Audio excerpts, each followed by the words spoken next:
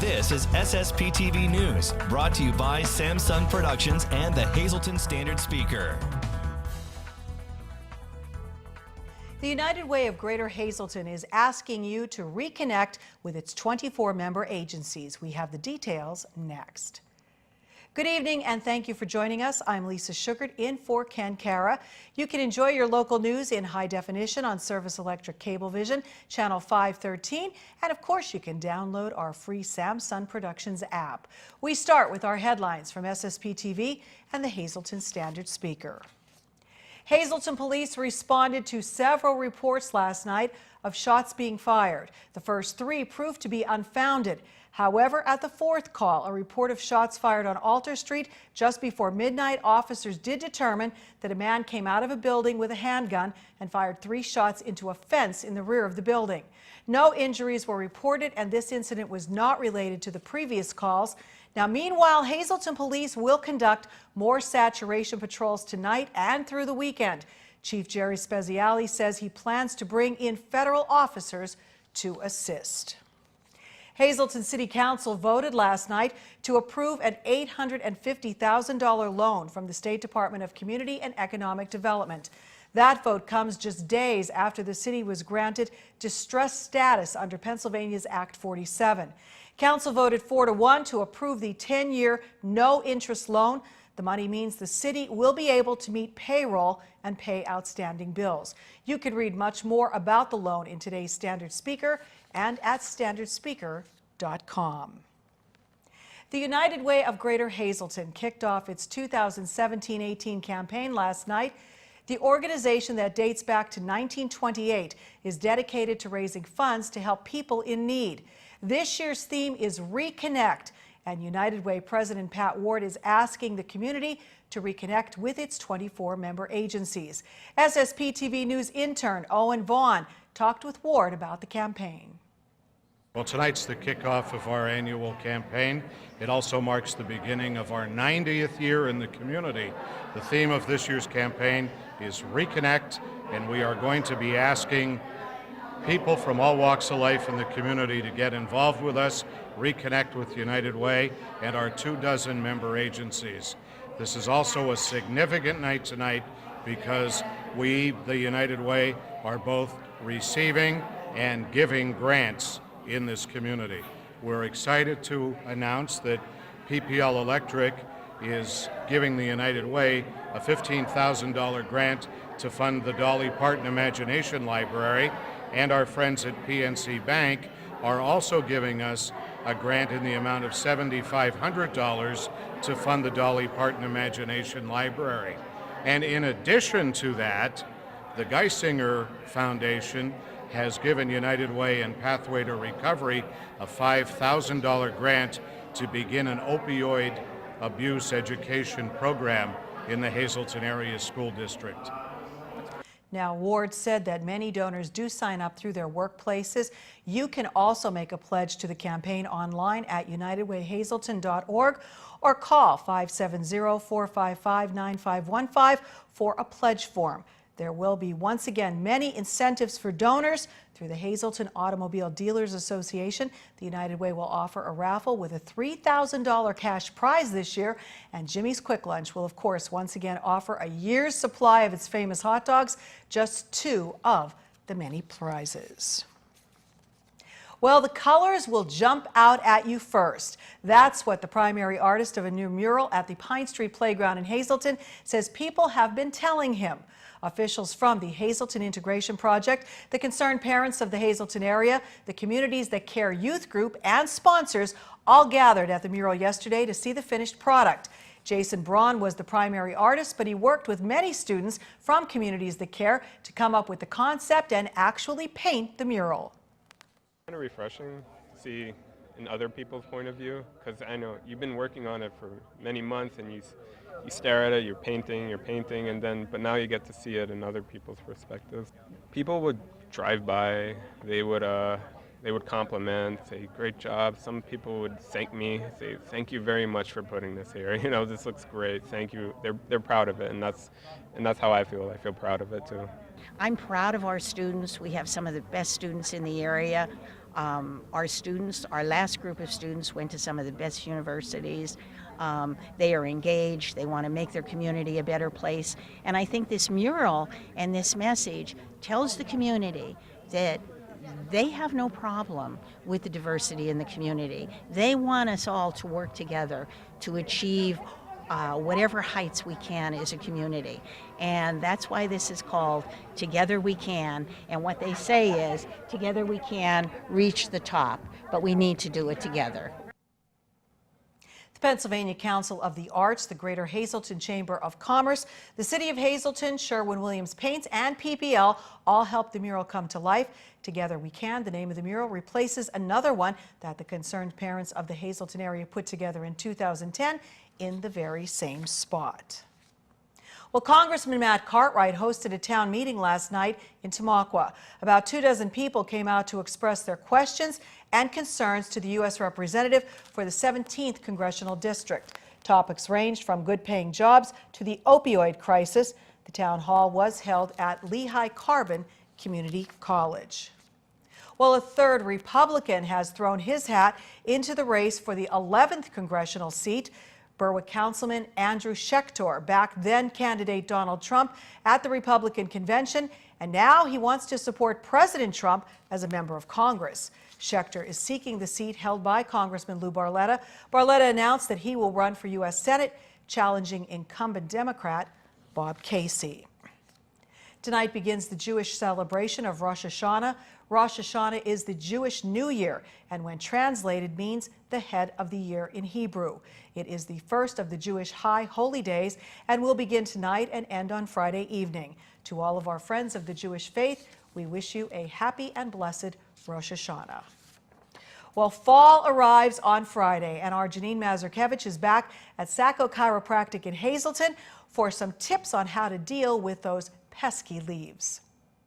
Well, like it or not, it's time to winterize your home and your property. And we're back here at Sacco Chiropractic with Dr. Scott Sacco to give you some tips so that you don't throw your back out, your neck out, and we keep you aligned, right? Yeah, so everybody knows the weather's changing rather quickly. Not to our liking as much. We'd still want a little bit more summer, but the leaves are actually starting to change really early this year. And it made me think the other day, we need to start getting ready for raking our leaves, getting our grass winterized, getting a yard, taking air conditioners out of the windows, getting everything ready for that nasty winter that's about to start coming, and probably earlier than we suspect. So a lot of times you can do a little bit of preventative care before you even start to do this. I'm getting a whole host of new patients that are coming in that are throwing themselves out doing all of these different activities. If you know that you have neck issues, back issues, if you've been to the chiropractor before, if you've been to a medical doctor before, if you have any of those types of injuries, get in here first and start doing some preventative care for that. Come in and if you know you're going to be raking your leaves this weekend or you're going to do something, get in this week before the weekend comes and get ready for it. And if you don't, and it does happen, don't wait to come in. You know, one other thing that I always do is we always rearrange the bedrooms. Like my daughter likes to move her furniture around and her bedroom around. So there's different things that you're pulling, lifting that you don't normally do. Yeah, I know a lot of the moms, the kids are back in school now. You know what that means.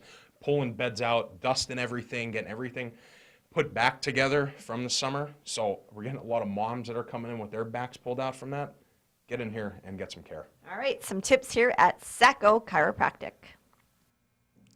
Thank you, Janine. Well, a reminder that our SSPTV programming is available tonight and every Wednesday from 6:30 p.m. until 8 p.m. on our high-definition channel 513. You can also catch a rebroadcast of SSPTV News tonight at 8 p.m. on both channels, Channel 13 and High Definition 513. Still ahead, details on a special event at a local community garden. And coming up in sports, our John Eric Poli reports on the charity event at last night's AAA National Championship game in Moosic. This is SSPTV News, your place for 24 hours of your hometown news and information.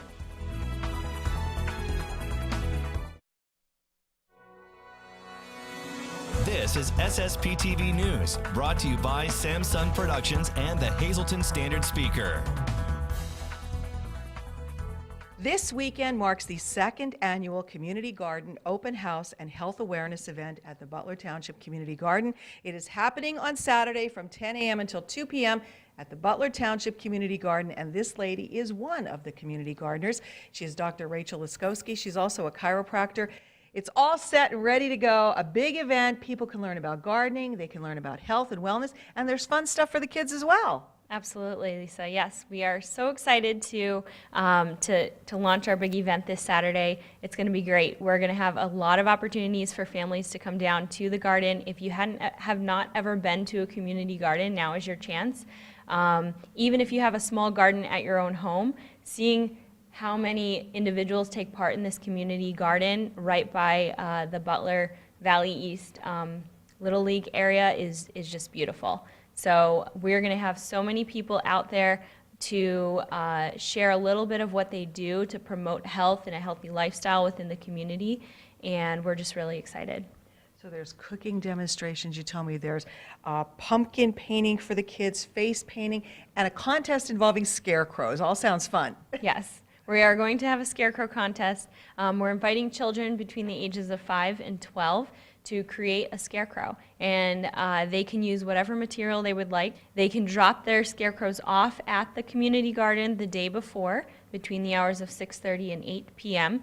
and they will then be on display during the event itself.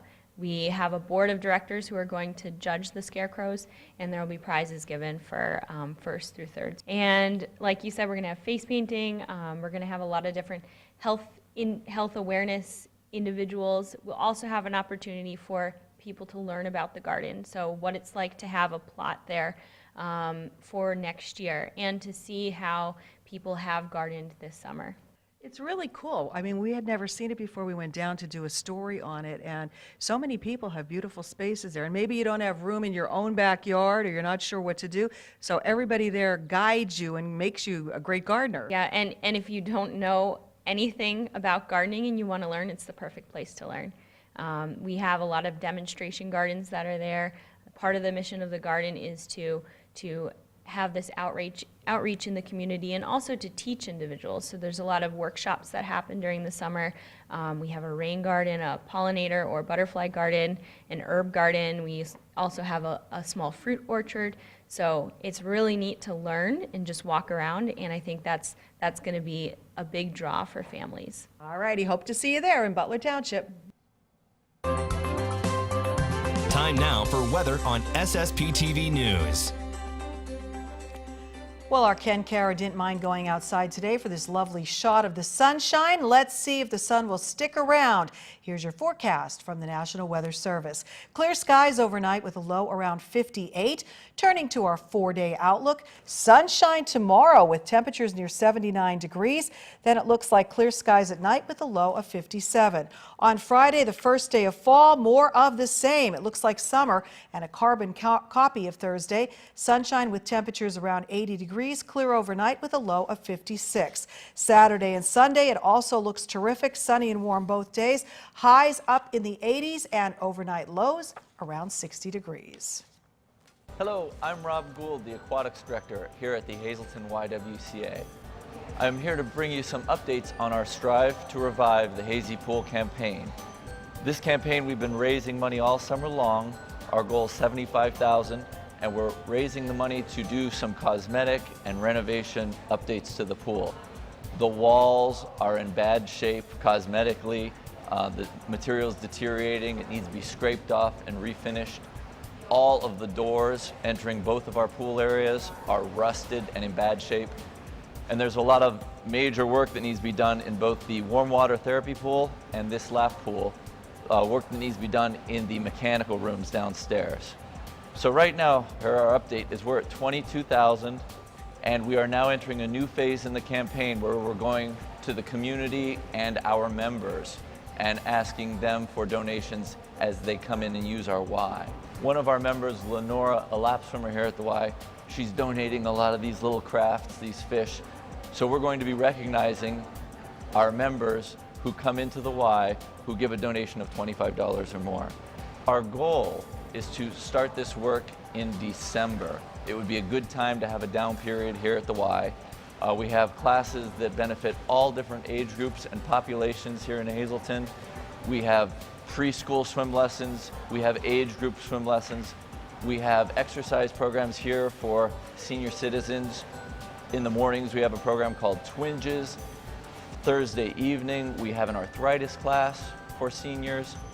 And of course, we have an amazing swim team that operates out of this pool and out of the Hazleton Area High School.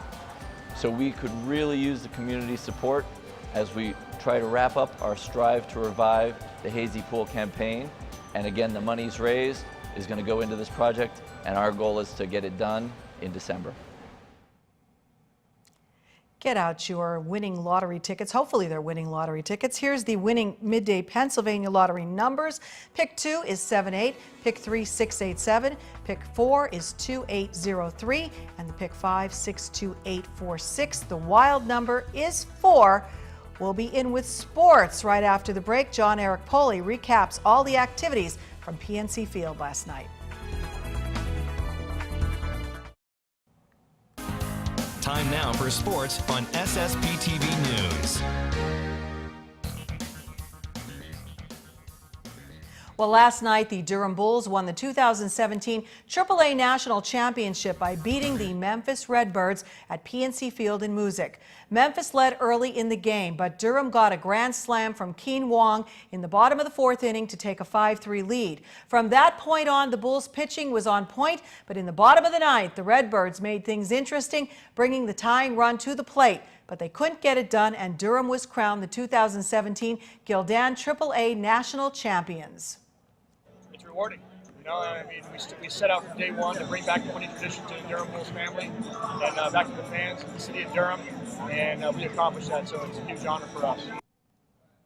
Durham became a AAA club 20 years ago, and yesterday's win gives them its second AAA national championship. The first came in 2009. Well, yesterday's game had more than just good baseball, as there was a fundraising effort to help raise money for cancer. Our John Eric Poley has the details. Last night, the Gildan National Championship was on the line as the Durham Bulls took on the Memphis Redbirds in the biggest game of the AAA season. Crowning a champion isn't the only important thing in tonight's ball game, as everyone at PNC Field will stand up to cancer.